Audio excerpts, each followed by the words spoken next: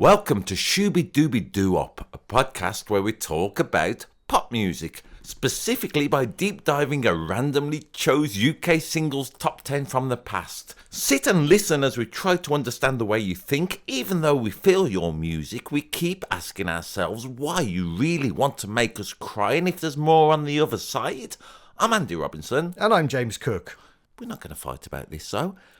What top 10 are we looking at this week, James? This week we are going to the 9th of November 1982. What were you doing around the 9th of November 1982, James? I was 5 years old. I just started in Class 2 at St Mary's and St Margaret's Primary School in Castle Bromwich, Birmingham. 5-year-old into the charts? I was. Yeah. This was definitely the year that I started getting into pop music. Cool. Because I remember things that happened in the chart. I personally was I had just become literally a teenager, so that was so I'm saying I was 13 essentially. Don't know be so mystical about it, but so there we are. We both remember these charts, we both engage with them. Obviously as a 5-year-old I can't imagine you were buying music around that time. No, I bought my first single when I was 6, so it was the year after this, and because I used to be able to buy them for like 50p vinyl 7-inch singles from the newsagent down the road from where I lived. Should we ask you what that is? Or no, let's just save it for the future, eh? Save it. It'd be so exciting for people to find out what that is. I personally, as a 13-year-old, I didn't have a disposable income. I was not a wealthy child coming from upper class, blah, blah, blah, blah, blah, just putting my credentials on my sleeve. Me personally, I was sort of into rock and roll music for whatever reasons, because I was a strange child, let's say, and I loved the charts, but if I ever did buy any music or get a record bought for me, I was mainly going for old stuff. So I had engaged physically purchasing 2 singles in the top 40, both featuring a certain artist, which we might dig into later. I mean, it's a long way of going about it, but that's what I've just said. Got some stats for you. I love your stats. In this top 10 there are 2 UK number ones, 6 songs going up, 2 going down and 2 non-movers, for a total net movement of plus 50. There are 7 American artists, 3.5 British, and half a Guyanan. There are 2 groups, 4 solo artists, 3 duos, and a cast. Great stats by my reckoning. There are 5 songs regarding the complexities of love, 2 songs about the motivation to dance, 1 song about astronomy, 1 song about cannibalism, and 1 song about this crazy spinning rock we live on. There are 2 examples of self-reference within the same song, and 4 key changes, which has been very pleasing. You can listen to all of these songs on a Spotify playlist and a YouTube playlist, which you can just click on in our description. There are another half a dozen songs on that playlist that are in the top 75 on 9th of November 1982, and we'll get into them in our special bonus tracks podcast, including a band that had been rent in twain, a little story about Jack and Diane, Brian Eno's favourite record, and some unresolved trauma. You can join our Patreon community for free. The bonus tracks podcast costs less than a 6-pack of Diet Coke a month. Well, I see no reason to hang around, so, watch out, boys, it'll chew you up. Number 10. Up 10 to number 10, it is Hall & Oates with Maneater. Do you remember this as a 5-year-old? Going around the clubs and the pubs? I don't know if I remember it as a 5-year-old, but obviously I've listened to it loads since. I do have to pick you up on the fact that you have got the name of the artist wrong. Good. Everyone does. They're not called Hall & Oates. They are called Daryl Hall and John Oates. And they get very annoyed if you get it wrong. Do they? And that's true. Really? Yes. Use our full names, please. Thing is, Daryl Hall's not even Daryl Hall's real name. What is? Daryl Hall. Daryl Hall. Yep.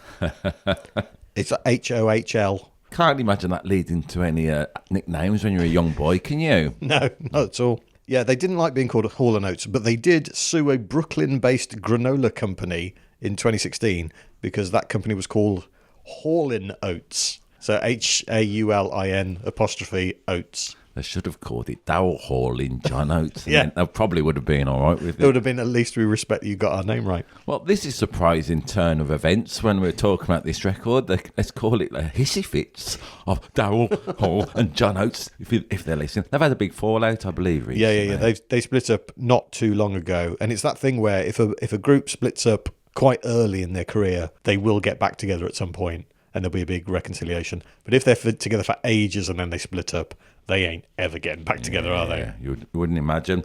Great record, though. Maneater. Yes, it's terrific. It's a classic, isn't it? Everyone knows this song. Everyone can sing along to this chorus. Everyone knows, oh, oh, oh, here she comes. Watch out, boy, she'll chew you up. Because I'm familiar with this top 10, like I say, it's in my warp and weft a little bit growing up, and you, by the sound of it, despite your tender years. Was any things in this record? I find it interesting in doing, let's call it the research for this podcast, is that you listen to them again, and because maybe your ear's a bit more trained, were there new things in there you discovered this week? This sounds like you've discovered something new in this. Not really. I mean, not really. I just like the little lyrics really popping out. The woman is wild. She's a she-cat tamed by the purr of a jaguar. I didn't know that. And that could be the animal or the car. The beauty is there, but the beast is in her heart. Nice little lines, aren't they, for a man-eater? I've got a big reveal about this song. Go on. I know who the man-eater is. Okay. And this is from an interview with Daryl Hall, who co-wrote the song with his then partner, Sarah Allen, who, by the way, the song Sarah Smile is written about. The man-eater is New York City. Really? Yes. It's not a woman at all. Thank God my feminism was being triggered by this song. I'm being stupid. Is it not? It's about city. That's what he said. It's about New York City. When he's talking about here she comes, he's talking about the way that people will call inanimate objects a she, like a ship they'll call a she. He's doing it about New York City. Great bit of and he's acknowledged that is a fact straight from Hall's mouth. My apologies, Daryl Hall's mouth. Better than knowledge than what I had, which is I was making Mexican food, listening to playlists. I ended up singing, "Whoa, whoa, here she comes! Watch out, boys! It's a fajita." Yeah. Watch out, boys! She'll heat you up. Oh, here she comes! She's a fan heater. Oh, boy, she'll hit you up. Oh, she's a gas heater. Yeah, there's loads of them you can do. Watch out, boy! She'll swallow loads of insects. Whoa, she's an anteater. You say that in 2023, just after they'd split up, John Oates was on The Masked Singer in America, dressed as an anteater. Oh. Well done, everyone. Well done, everyone. He came joint fifth behind Macy Gray, but ahead of Billie Jean King. I'm liking it as well. Did such an iconic. I mean, let's try and describe it. As I say, you can listen to it on Spotify. We'll always like to remind you of that. But I feel you might know this record if you're of a certain age. It's got a great intro, hasn't it? It's Motown-y, it's stomping, it's soul-y. There's a great bass line. It's the bass line from You Can't Hurry Love. It's a similar bass line from that, for sure. I guess you could say Town Called Malice, all that sort of stuff. Pretty good. Now, do you know anything about the saxophone player in your research? No, tell me about the saxophone player. It's great. It's a great part of the record, isn't it, from the beginning? Yeah, it's a very 80s thing to have a saxophone solo. Yeah, and what a saxophone solo it is. I want to talk about the solo a little bit. It's a fella, Charlie DeChant, his name is. The great thing, because in the solo, in the middle, should we talk about the music a little bit? You know what I'm like, James. Let's just chuck it in here. Let me get my guitar. Hooray! Always fatal. I love the fact this podcast is developing catchphrases. There's some good stuff in it. Like the intro is just what you would expect of a beautiful B minor, A, G, A. When it's all together, that's. You can that's Maneater already, isn't it? Yeah, although, of course, for copyright reasons, it isn't. It's just a chord sequence. No, for copyright reasons, it's just a chord sequence. In fact, I've nicked it from All Along the Watchtower, I suppose. There must be some way out of here. Said, I can't sing that. You're not allowed to sing it. We're allowed to. We're only messing around. Nothing bad's happened. The chord's beautiful. It goes in the verse. It's like a D. A with a C sharp underneath it, beautiful descending, C, a B seventh, E minor, and A in a lovely augmented, something like that anyway. And listen to that when it's all together, despite there being no guitar on it.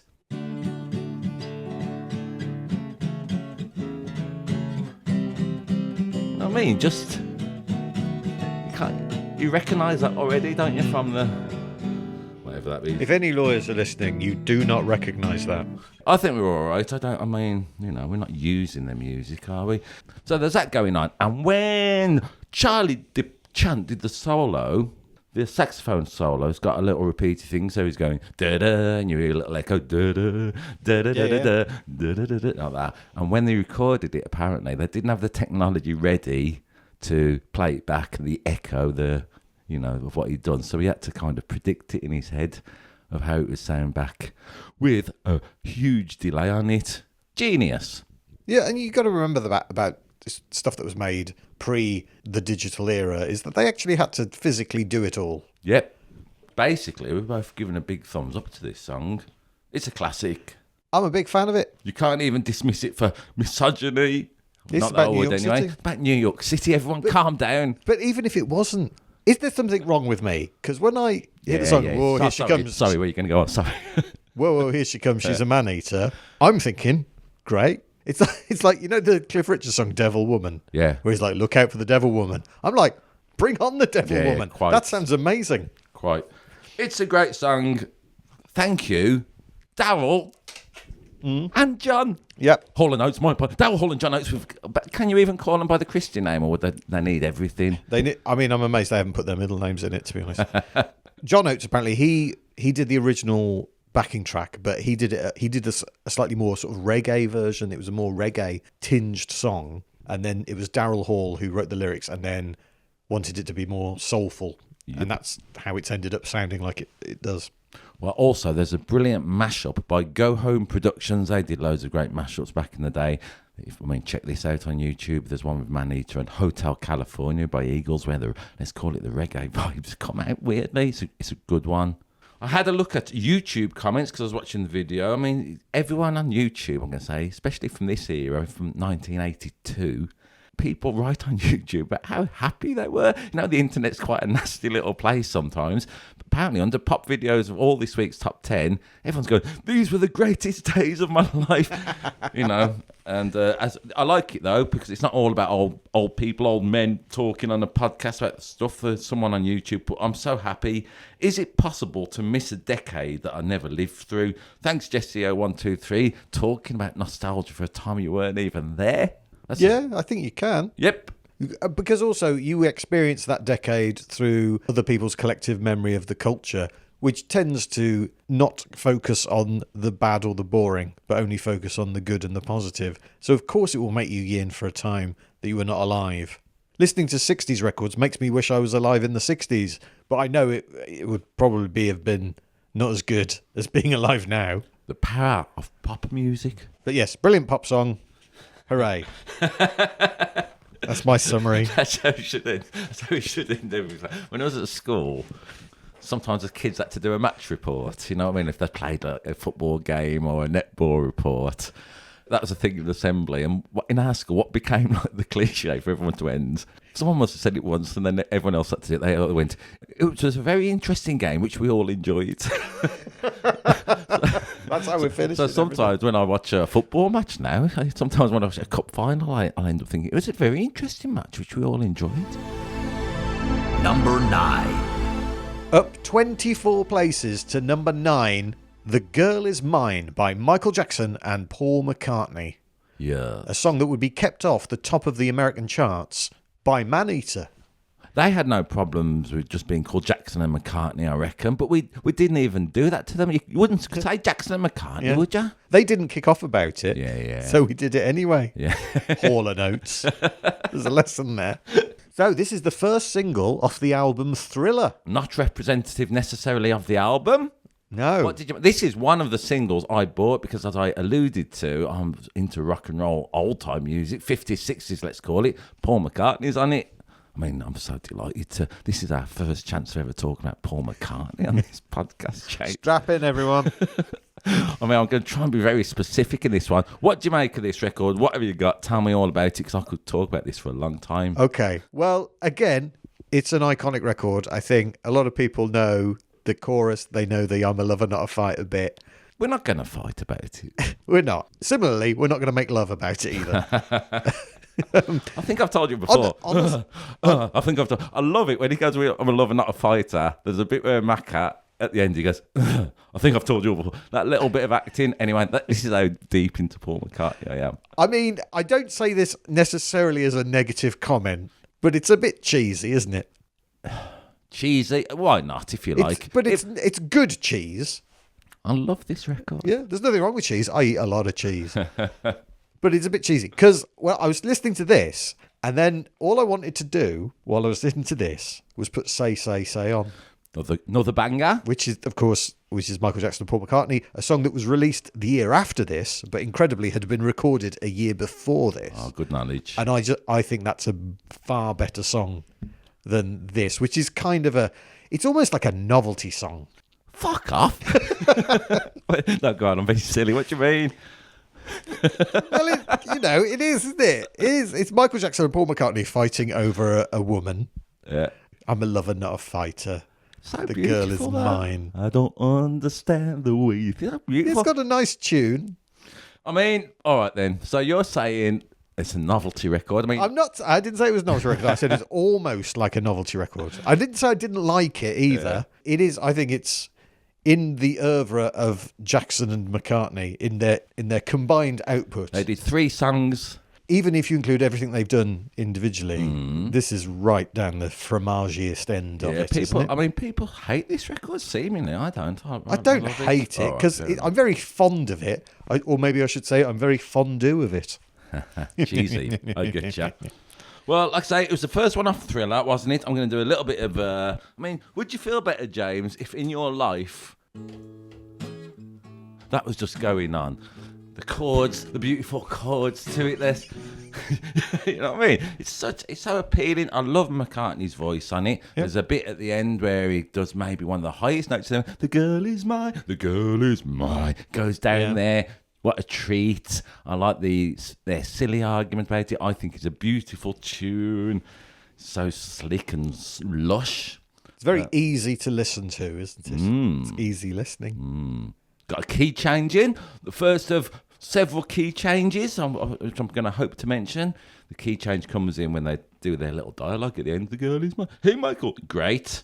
I think this is interesting. In the lower echelons of the top 20, 30 this week, Love Me Do by the Beatles has reappeared again as a 20th anniversary reissue, if you like. That's back in the charts. That'll get to number 4 eventually. So I like the notion that Paul McCartney in 82 is in the charts with a new record from the biggest selling album of all time. He's already flogging the Beatles catalogue again. I mean, this is a benchmark for his career, let's say. And didn't Michael Jackson own the Beatles' back catalogue at this point? He did, didn't he, at some point? I don't think he did. I think it was all post, because McCartney tells he tells a lot of stories regular.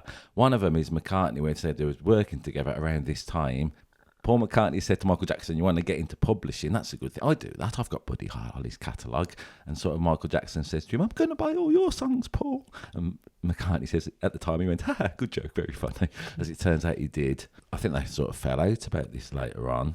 There's a nicer video, which I'd never seen before, where there's not a video of them singing the song, but they're basically going around a ranch, let's say, him and Linda, Michael Jackson, a few other people. It's a very home video.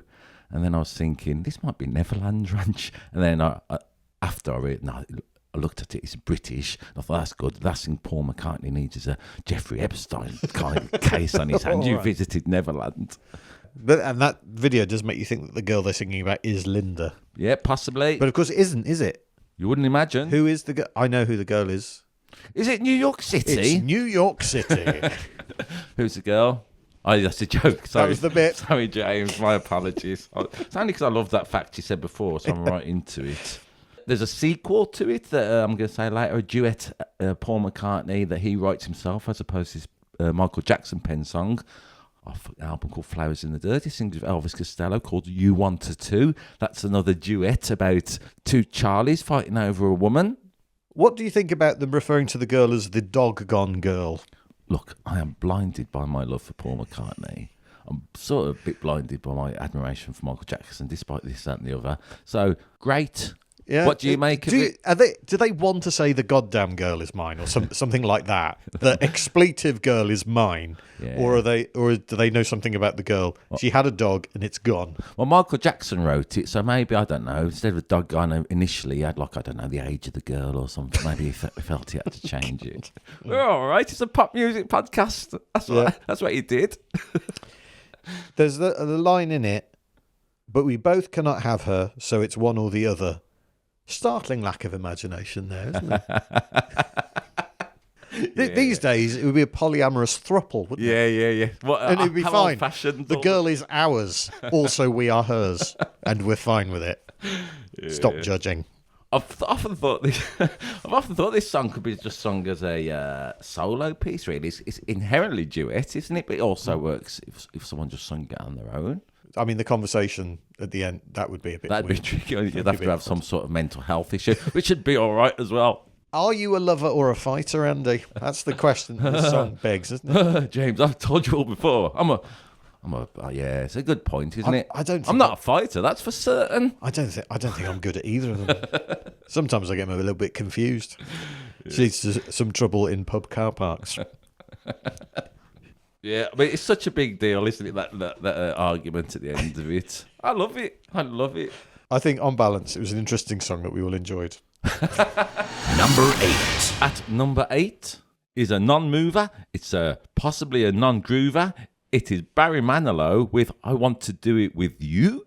What did you make of this song? Well, first of all, what do you think he wants to do with you? I think even at the time, as a newly pubescent 13-year-old, and when you watch Top of the Pops, which like everybody did, I seem to remember, Barry Manilow singing "I Want to Do It With You" very much depends on your take on Barry Manilow, whether you get a visceral reaction to this song or not. I've seen people go, Barry, like found it creepy. I mean, I think I like this record. Yeah, I'd never heard it before. I don't remember this from the time. And I was going, what's this going to sound like? And it sounds like a B-side. How do you mean? You don't think it's a strong enough song to be a single? I didn't think it was a single, but I looked into it. This is his biggest hit in the UK. Oh, really? Yeah, this, more than Copacabana, Not more Mandy. than not Mandy. It's this. I want to do it with you. Yeah. Manilow's got a lot of fans, isn't he? And they would love that. They would love to do it with Manilow. And the it very much depending on what they want to do with him. The YouTube comments absolutely suggest they want to do it with Barry Manilow. I mean, while we're in YouTube comments, this is tragic, James. I was looking at them. I watched the video. At the beginning, there's it's a strange bit of the video where he has a couple dancing, then it cuts away from them, and then they come back in at the end. But then some bloke said, "Come on, fellas, who paused it at 0.9 seconds?" I thought, what are you going on about? I paused it at 0.9 seconds. The woman's dress flipped up. She may or may not have had any underwear on. I thought, oh no, looking at the YouTube, I've turned into a Barry Manilow incel. Pausing videos to look at that. 10 years before Basic Instinct, Barry Manilow was doing that stuff in his videos. I thought it was fine. Part of it reminded me, do you know Hungry Heart by Bruce Springsteen? Yes. It reminded me a little bit of that. Oh, well done. I would say there's similar chord pattern in that. I mean, I sounded a lot like some Shakin' Stevens records to me. I thought you could mistake it for one of them easy. Interesting you say that, because on the album that this is on, Manilow does a cover of Oh Julie. All right. Also, he does Memory from Cats and Some Girls by Racy. Yeah, all right. So it's definitely as this song would back up, he's in some sort of, let's call it retro rock and roll phase of his creativity. Because this is a cover version. Oh, is it? Yeah. Who by? Well, it's written by a guy called Lang Martin Jr. I wondered if that name meant anything to you. Not me personally, sir. He wrote the song Way Down by Elvis Presley. Cool. And it was first recorded by the Pointer Sisters earlier on in 1982. I'd like to hear the Pointer Sisters. I love the Pointer Sisters. I'd like to hear their version of this. So the Pointer Sisters in 1982 released a song called I Want to Do It With You, and then they released a follow-up single, again by Lang Martin Jr., called Should I Do It? He's a horn dog, Barry Manilow.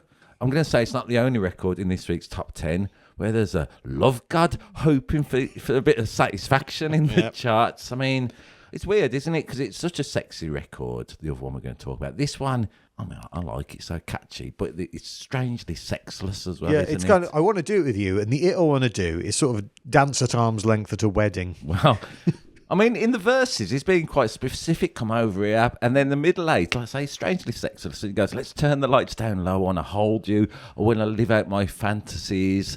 And then he goes, it's going to be a fine thing. Let's talk about thunder and lightning. And it's so sexless. A bit of me thinks maybe he just actually wants to talk about thunder and lightning deep down. Maybe. There's a good bit in the video. can't believe I'm being so enthusiastic about this.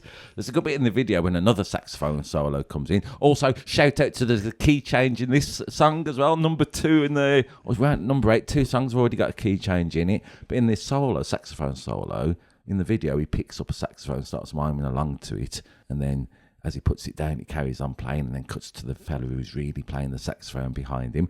It's cute. It's a good little bit of comedy. A bit of me thinks Barry Manilow influenced Reeves and Mortimer. But I think Barry Manilow does kind of have a really good sense of humour. He's always very self-deprecating. Although he did once sue a US radio station because they ran an ad saying, "We won't play Barry Manilow." And he sued them. Well, he threatened to, and then the radio station said, "All right, we'll stop playing it." Publicity for everyone. Everyone's a winner, baby. Yeah. Ain't that the truth? But also, Barry Manilow's music was used by the New Zealand government during lockdown to stop people congregating in public places. I think that just feels harsh. Yeah. It feels harsh. If you're going to give someone a kicking, though, he's all right. Barry Manilow's massively successful, isn't he? Yep.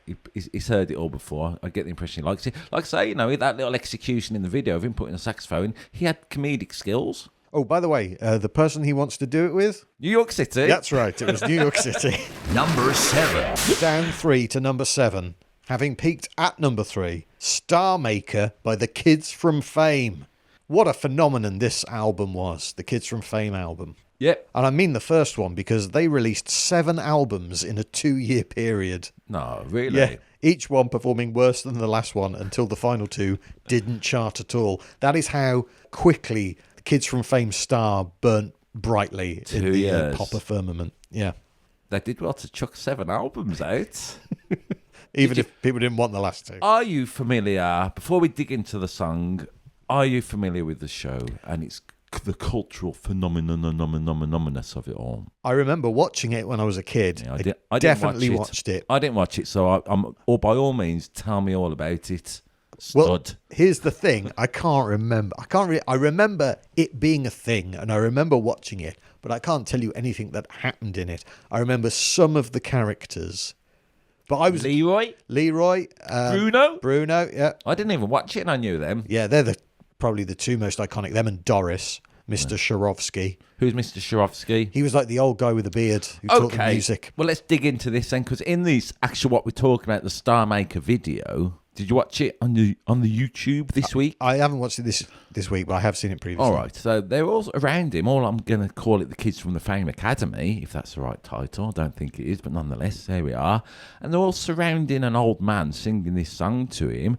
It had a culty feel to it. They're all going, "You're a star maker, you're a dream breaker," and all this kind of stuff. Stage schools and youth theatres are a cult. Okay. I was in them as a kid. Tell me all about it. Let me tell you this. Yeah. They are a cult. And I wanted to be one of the Kids from Fame so much. You kind of are, though, James. I am. Well, I was in lots of different youth theatres and drama clubs and everything when I was a kid. And they do become a bit of a cult. It's all, the attention-seeking children coming together and making a big drama out of absolutely everything. So, there is definitely that element to it. There's a strange bit in the song, isn't it, where they're all surrounded the cult leader while he's sitting there in his chair, and I imagine finding it difficult not to masturbate. And then... Must you sully it? Must you? I felt like I should give out a kick in.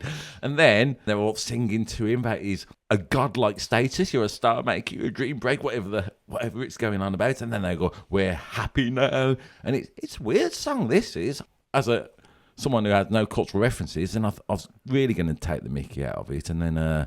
Again, I looked in YouTube and everyone's going, "If you know the true story behind this video, it's so sad." So I think probably the old teacher was dying, I would imagine. Yeah, Mr. Crandall, as played by Michael Thomas, had died of cancer 2 months earlier. The actual actor. Yeah. I take everything back. It's such a touching tribute. It's added extra poignancy to the performance. Yeah, right. And I remember there wasn't a dry eye in the house when this came on. Do you like the song? It's like a song from a musical, isn't it? Very much so. It's a Broadway tune. Yep. Is what it is. And there's nothing wrong with that. But I do think they're different things from pop songs. I think sometimes there's a crossover. Well, it depends how we're defining pop. I mean, pop is short for popular, isn't it? And this is number, whatever it is, 8. It's popular. 7 at this point. My apologies. This also is a cover version.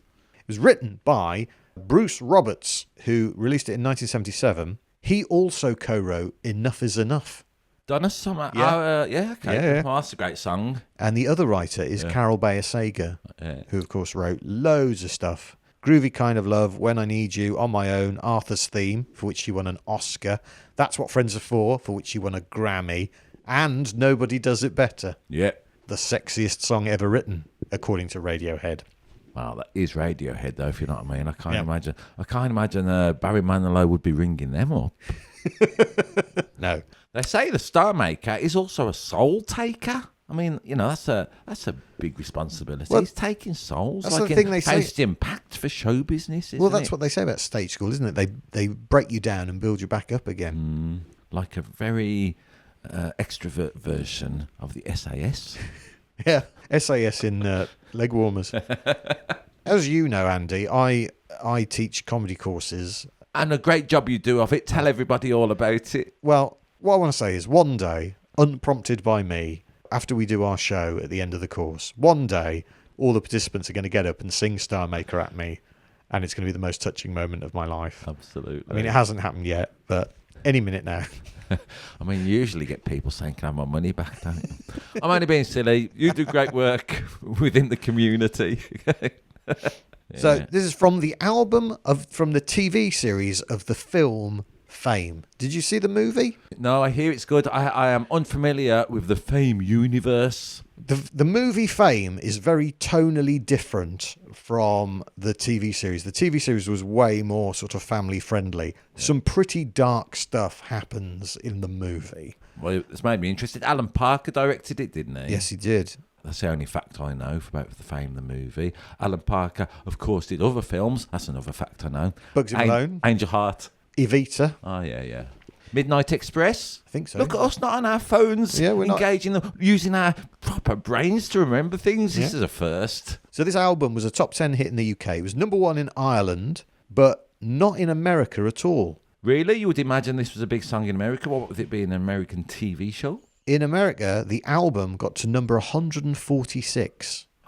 Why is this? The charts just wasn't Really? a thing. The TV show ran for 6 series, and it was arguably more popular in the UK than in America. 146. It was on a major network, and Yeah, they released an album, the Kids from Fame album. Just people didn't want it. that's surprising, isn't it? It is. That makes me think It was sometimes. a number 1 album here in the UK for 12 weeks. But the Americans did not give a toss about it so much. A bit like Michael Jackson. We were into Michael Jackson for much longer than the Americans were. This is interesting, isn't it? This makes me think sometimes the notion when people talk about pop music, they go, "Oh, it's just what you're sold, really. It's just what you're told to buy. It's only what you're allowed to hear." That's an example where it's not the case, isn't it? There you go. Big, massive network TV show. People go, "Nah, you're all right, mate." Yeah. Apart from us Brits who are blinded by American. As William Goldman says, nobody knows anything. What song, surprisingly, isn't on the Kids from Fame album? Because you've said surprisingly, I imagine it would be "I'm Gonna Live Forever," Irene Cara Fame. That's not on this album. They should have put it on. Maybe some more Americans would have bought it. Maybe. The album and this song, as a result, is produced by Barry Fassman, who also produced the debut album by Dan Brown, an obscure singer-songwriter whose album flopped. So he jacked in music and instead wrote the Da Vinci Code. Really? Yes, that's true. Good facts. So Dan Brown, not necessarily renowned, he's another one. He is a multi-million selling quite. out. This is what we talk author. about. This is what we talk about with pop music, and there's kind of no point going, "This rubbish is in the top 10." There's no point going, "Dan Brown's useless." He's top selling author. I'd like to hear his first album though. Would you? Yeah, I'll be looking at that later. Okay. Have you read the Da Vinci Code? No, I just saw the film. Did you? Oh, I didn't see the film. Yeah, I read the book in a day. It's bollocks, but it's enjoyable bollocks. Yeah, I mean, there's something for that, isn't there? Yeah. What a great metaphor for popular culture. Sometimes it's bollocks, but what was it? It's enjoyable bollocks. Who is the star maker In the TV show or just generally? in this song? Well, like I say, it seems to be this old man sitting in the middle. Who's the star? I don't know. God. It sounds like it could be an allusion to a prayer to me, this song. Andy, have you learnt nothing? Is it New York City? It's New York City. The thing I always think about when I hear about the Kids from Fame is that it was a double album, the gatefold sleeve, and it always reminds me of a story that my wife tells about when she was a teenager and her friends decided to do a Ouija board. And they used the Kids from Fame double album opened up to be the board, and they put like the Scrabble tiles around the outside. But obviously, when you're moving a cup around on a double album, there's a little ridge in the middle where it gets stuck. Yeah. So they had to ask the ghost halfway through, "Do you want us to lift the cup up over the ridge so we can communicate with you?" I like the devil thinking, oh, right then, yeah, if you need some help. Number 6. Like a paper boy, it's up 5 to 6. Oh, in the morning. Oh, very good. Thank you. It is Cool and the Gang with Ooh La La La. Let's go dancing. In brackets. In brackets. The Let's Go Dancing in brackets. Not all of it. Not. No. Yeah. Okay. And not Let's Go Dancing in brackets. Right. Yeah. Important distinction. Yep. This is a silly little 3-chorder, James. It is. I might just play it while we're talking. Okay. For it's just that. Great. All the way through. When I say it's just that, it's obviously not just that because it's got all beautiful horns, but that's essentially it. Yeah. Go on. Talk about it. I'm into it. I'm going to play this for a bit while you talk about it. Yeah, this is where, so Cool and the Gang, which is, of course, Robert Bell, he was cool, and then the gang, who, they are not cool, but they get to be in Cool's gang, Yeah. including his brother and songwriter, Ronald Bell, who wrote this song, Okay. and they want to take everyone out reggae dancing. Absolutely. But is this a reggae song? It's got a Would you reggae say? vibe. I mean, I thought it was Let's Go Disco Dancing. I mentioned it to my friend who's my age this week, who might be doing that. He sings Let's Go Disco Dancing. So it's a reggae song. I mean, they talk about reggae dancing though, aren't they? But it's, as you can tell for me, what I'm doing, it's so appealing anyway. I'm being silly. It's fairly straightforward, isn't it? Yeah, I mean, there's a 12-inch version that is just more ooh la la la, let's go dancing. I mean, it's good, the 12-inch version. Like I say, there's more of it. If you're up and enjoying it anyway, there's more of it. And the ending is more extended, so bits start coming in, drifting in and out. It's more overlap. It's a great record, this is. It's no celebration, though, is it? Well, it could have been, couldn't it, in a parallel universe? Maybe bringing it down to reggae dancing made people think, I don't like reggae, or something. It's a strange choice, isn't it? I mean, I kind of like the fact that he mentions the vocalist goes, JT's here or whatever. I always like a bit of self-reference when there are people are singing lyrically. He mentions himself, James Taylor, the singer.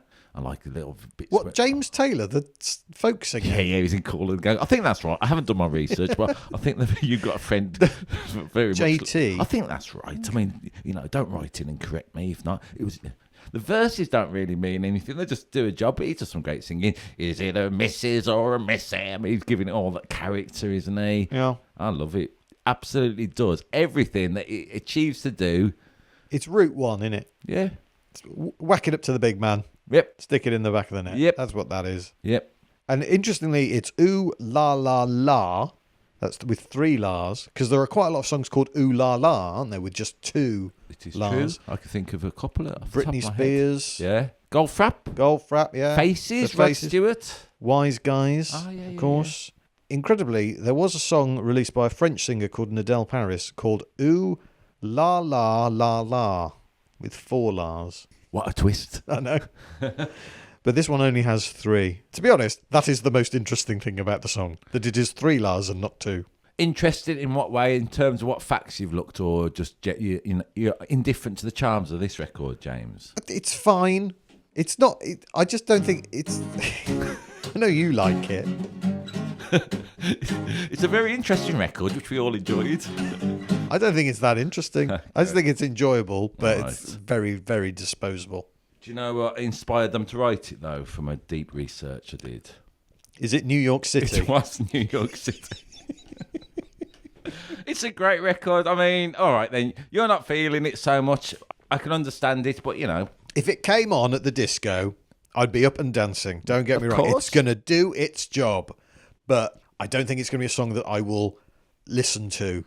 fair To dues. listen to the greater meaning or the layers of it. Because I Fair- don't think there are any. There's no meaning to it. I like it. It's on about he's going to the park and then the lights come on because it's dark. I like the verses. They kind of get out the way of what the point is. You're not thinking, what you on about there? They just do a job, and he's a great singer. JT. I love that. JT's here. Oh, is he? Brilliant. I will show up then. Well, Does he want us to do? I'm going to mention. Well, he wants it. us to go reggae dancing. That's what he wants. Ooh la la la. I mean, I'm going to mention it all the time. If anyone chucks in a little reference to themselves, I like it. I wrote to because was I out of order? I listened to a podcast the other day, and on Taylor Swift's new record, she does a song at the ending, the song Clara Bow, I think, where she talks about herself. She talks about being Taylor Swift. It's a great podcast I listened to, but they both went, who does that? Who does that? Mentions themselves in their own songs. And I thought, loads of people. So I wrote them a snippy little thing, congratulating them on their content, but nonetheless having a go at them. I mean, if you're going to get facts right in a podcast, you've got to get facts right, haven't you? Which is why James Taylor sang with Cool and Gang. The white fella, that's definitely true. Yep. If you have snippy passive-aggressive comments you'd like to make to us, you can email shoebypodcast@gmail.com. Well, that's 10 to 6 of this week's Top 10, but in part 2 of this week's Shooby Dooby Doo-Wop, we'll be deep diving the top 5 from the 9th of November 1982. Here's a little taste of what's in store. When he sings Baby, I Was Sick This Morning, I was thinking, how is this attractive? Is that your chat-up line? I'd like that intro just when you walk in rooms or here I am, I've come for some fish and chips, whatever it is. I'm going to keep doing it until you're sick of it, and then you come through the other side again. I'm enjoying it. To be honest, I'm a bit annoyed you did it first.